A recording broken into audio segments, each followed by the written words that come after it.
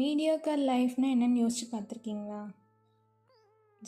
அது வந்து ஒரு ஃபெயிலியரும் கிடையாது, ஆனால் அது சக்ஸஸும் கிடையாது. பரவாயில்ல இப்படி இருக்கட்டும் அப்படின்ற ஒரு காம்ப்ரமைஸ் பண்ணிவிட்டு வாழ்கிற ஒரு லைஃப்பை தான் நம்ம மீடியோக்கர் லைஃப் அப்படின்னு சொல்லுவோம். ஓகேங்களா?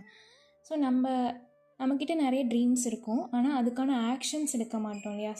ஐடியலாக இன்றைக்கி நம்ம எந்திரிச்சோம், சாப்பிட்டோம், தூங்கினோம் அப்படின்னு ஒரு லேசி டேவாக நம்ம மூவ் பண்ணிகிட்ருப்போம் இல்லையா? ஸோ அந்த மாதிரி நம்ம ஒரு லெத்தாஜிக்காக இருக்க ஸ்டேட்டை தான் நம்ம மீடியோக்கர் லைஃப் அப்படின்னு சொல்லுவோம். நாளைக்கு பண்ணலாம், இப்போ கொஞ்சம் ரெஸ்ட் எடுத்துக்கலாம், என்னால் முடியுமான்னு தெரில அப்படின்னு சொல்லிட்டு நம்ம டெய்லி எக்ஸ்கியூஸஸ் சொல்லிகிட்டே இருப்போம். ஸோ ப்ராப்ளம் என்னென்னா, ஒரு நாள் எக்ஸ்கியூஸ் சொன்னால் நம்ம லைஃப் வந்து இமீடியட்டாக சேஞ்ச் ஆகாது தான். ஆனால் அதே எக்ஸ்கியூஸை நான் டெய்லி ரிப்பீட் பண்ணும்போது நமக்கு என்ன ஆகும்? நம்ம ஹேபிட்ஸ் சேஞ்ச் ஆகும். ஹேபிட்ஸ் சேஞ்ச் ஆனால் நம்ம ப்ராக்ரஸ் சேஞ்ச் ஆகும்.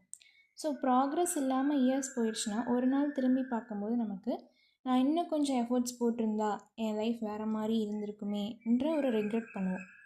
ஸோ அந்த ரிக்ரெட் நீங்கள் வந்து உங்கள் லைஃப்பில் ஃபேஸ் பண்ணக்கூடாது அப்படின்னா நீங்கள் என்ன பண்ணணும்? இந்த மீடியோக்கர் லைஃப்க்கான பொட்டென்ஷியலை கம்மி பண்ணிவிட்டு நம்ம பொட்டென்ஷியலில் ஃபுல் எஃபர்ட்ஸை வந்து போடணும். ஓகேங்களா? ஸோ கம்ஃபர்ட் ஜோனில் இருந்து லைஃப்பில் பாஸ் பண்ணிகிட்ருக்க விட அதுலேருந்து வெளியே வந்து கொஞ்சம் கஷ்டப்படுங்க, கொஞ்சம் டிசிப்ளினை டெவலப் பண்ணுங்கள், கொஞ்சம் சாக்ரிஃபைஸ் பண்ணுங்கள். பிகாஸ் ஒரு ஆவரேஜ் லைஃப்பை லிவ் பண்ணுறது ஈஸி, பட் நம்ம ட்ரீம் பண்ண லைஃப்பை பில்ட் பண்ணுறது டெய்லி எஃபர்ட்ஸ் தேவை. So don't let temporary comfort become your permanent life. Be discipline, be consistent. Bye bye people.